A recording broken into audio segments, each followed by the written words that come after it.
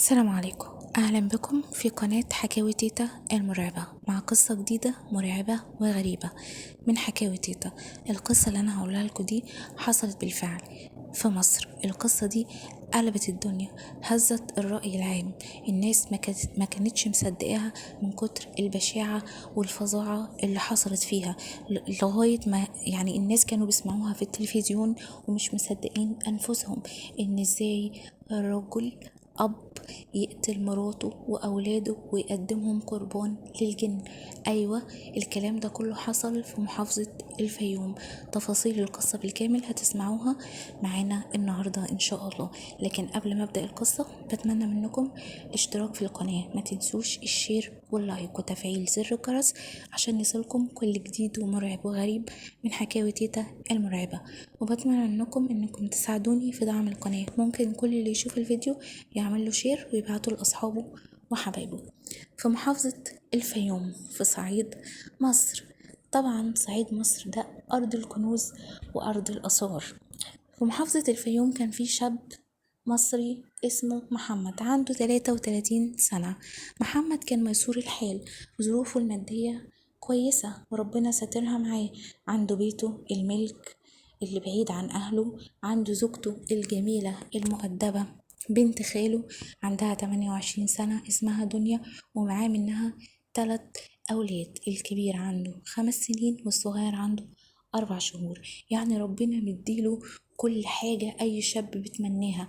يعني هو عنده 33 سنة وعنده كل ده.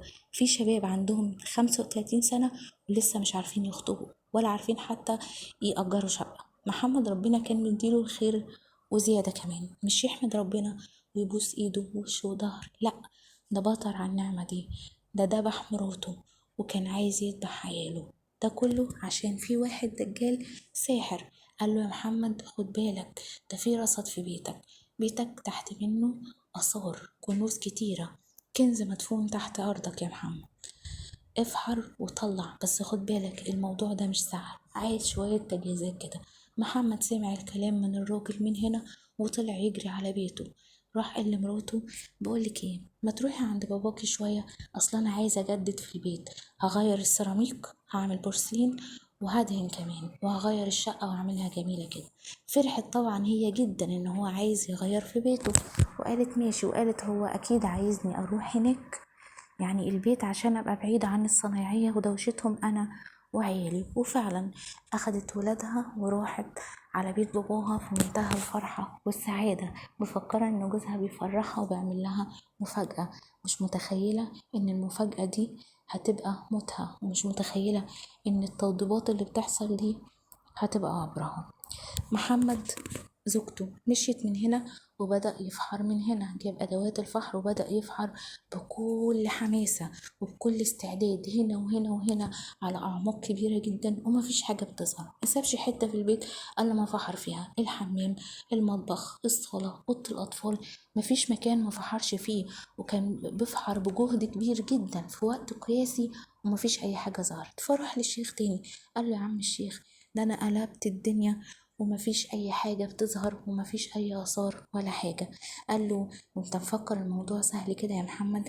انت لازم تقدم دم عشان الجن الحراس على المقبرة، والدم ده ما يكونش دم غريب، لا، ده يكون من لحمك ودمك، يعني من نفس دمك اللي بيجري في عروقك. وكمان الدم ده ما يكونش دم ميت يعني او دم بسيط، يعني لازم الشخص ده يكون مات.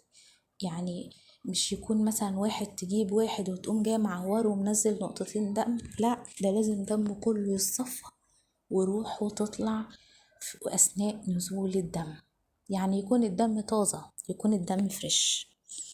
طبعا الكلمات دي تخلي اي شخص يترعب ويقوم ويقول أعوذ بالله واستغفر الله.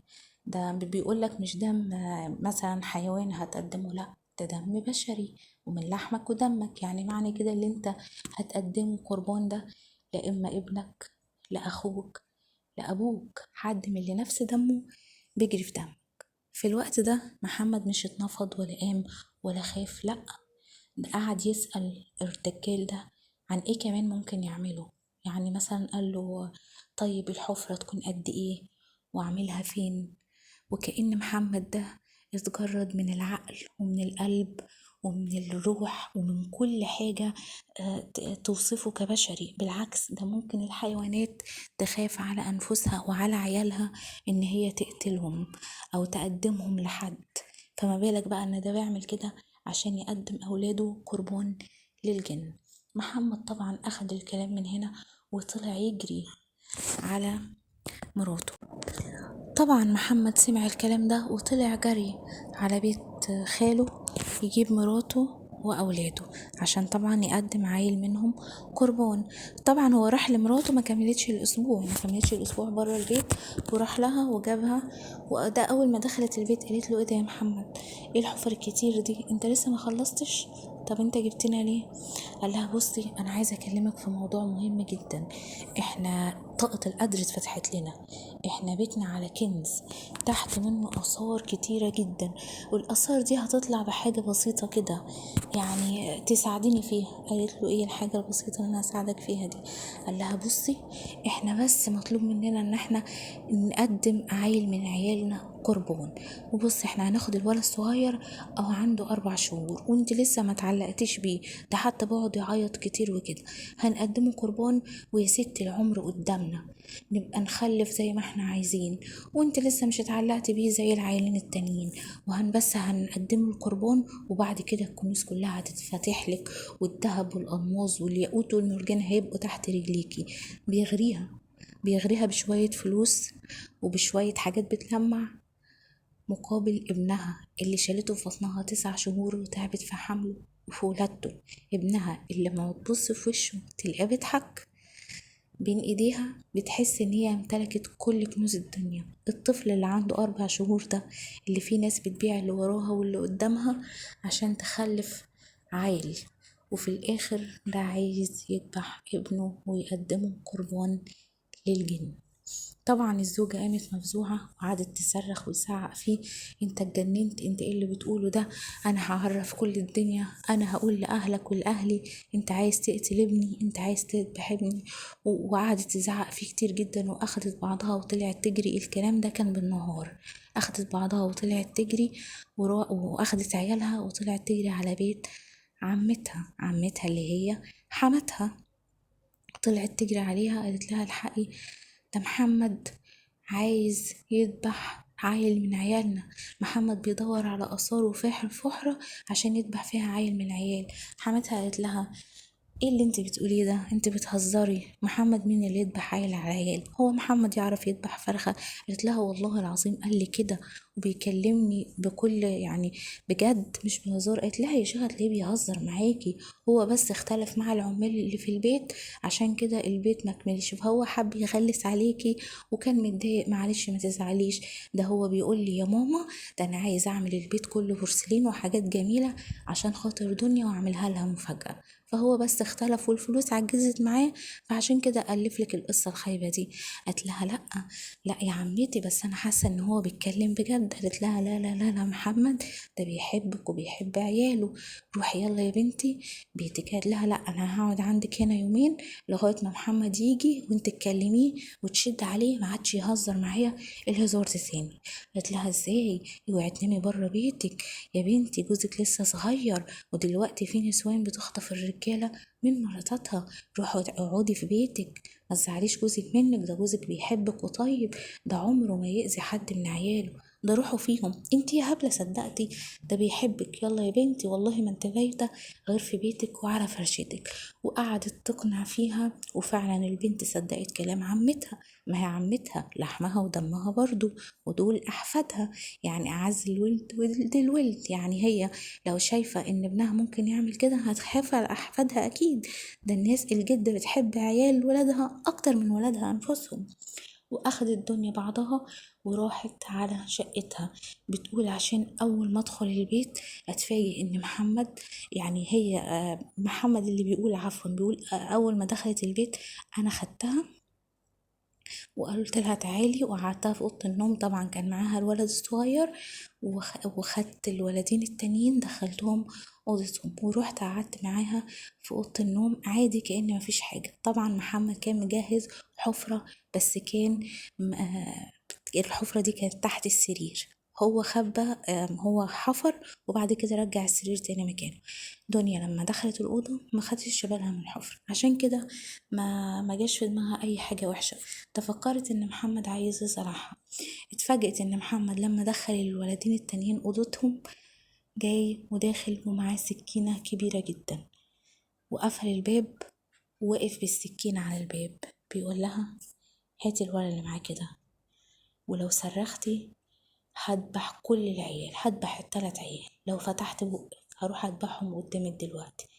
قالت له يا محمد اعقل، اعقل، عيالك دول كنز، دول الكنز الحقيقي، ده محدش في الدنيا بيتمناهم.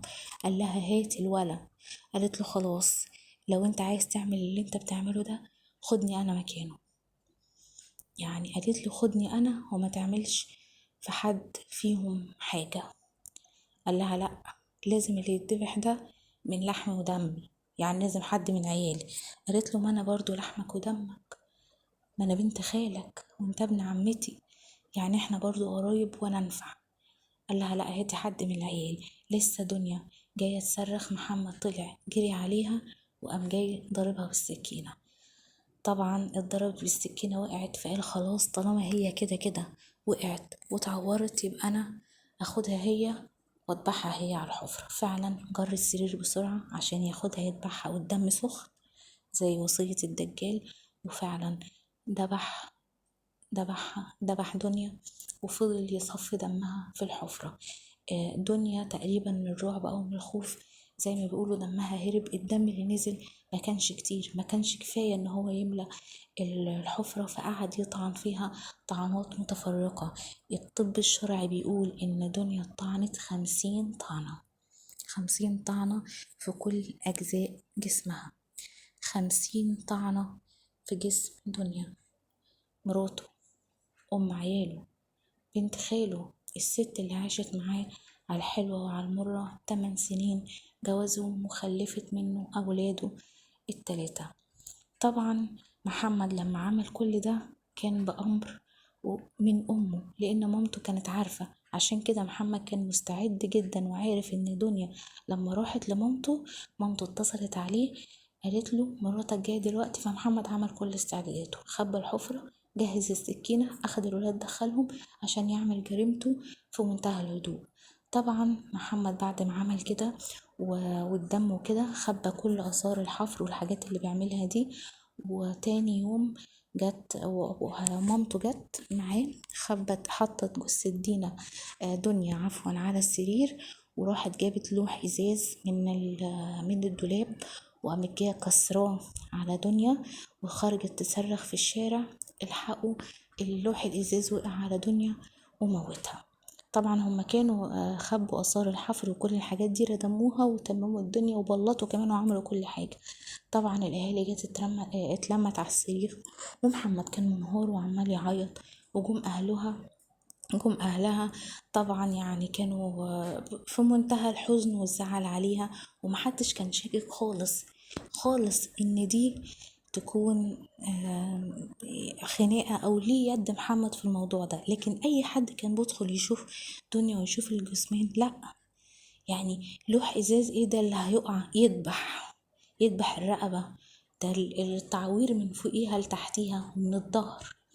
الاهالي شكوا غصب عنهم، شكوا قالوا لا احنا نكلم الشرطة. وفعلا كلموا الشرطة، والشرطة جت وحولت الجثة على الطب الشرعي عشان الطب الشرعي يقول ان سبب الوفاة الذبح، وان في 50 طعنة بسكينة، طعنة بأداة حادة في مختلف أنحاء الجسم، والذبح ده بأداة حادة مش بإزاز، يعني بحاجة معدن قوي. طبعا كل الأنظار في الوقت ده راحت لمحمد إن هو اللي عمل فيها كده.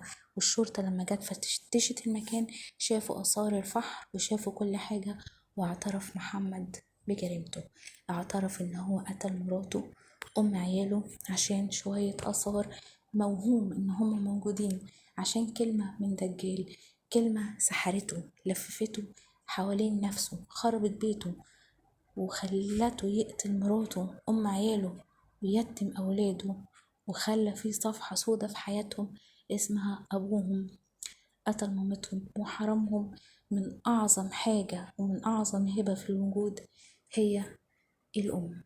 القصة دي للأسف حصلت بالفعل في مصر، في محافظة الفيوم. البشع بتاع الإنسان بيخليه أعمى يعمل أي حاجة. مفيش أعظم من القناعة ولا الرضا، السعي ورا الثراء السريع والغنى الفاحش اللي يخلي صاحبه يعمل منكر ويعمل حرام. ده خراب، مش رزق أبدا. مفيش رزق بيجي من الحرام، مفيش بركة بتيجي من الحرام، مفيش حد بيتغنى من الحرام. ده بيبقى كله أذى. بيبقى أي فلوس بتيجي من الحرام بتطلع بمرض وبخراب بيوت وبأذى. اللي معاه نعمة يحافظ عليها، يحافظ على بيته ومراته وأولاده. الحرام مش بينفع، الحلال هو اللي بيكسب وربنا بيغني. القصة دي حصلت بالفعل للأسف في محافظة الفيوم. للمزيد من القصص المرعبة والغريبة ما تنسوش الاشتراك في القناة والشير واللايك وتفعيل زر الجرس عشان يصلكم كل جديد ومرعب وغريب من حكاوي تيتا المرعبة. والسلام عليكم ورحمة الله وبركاته.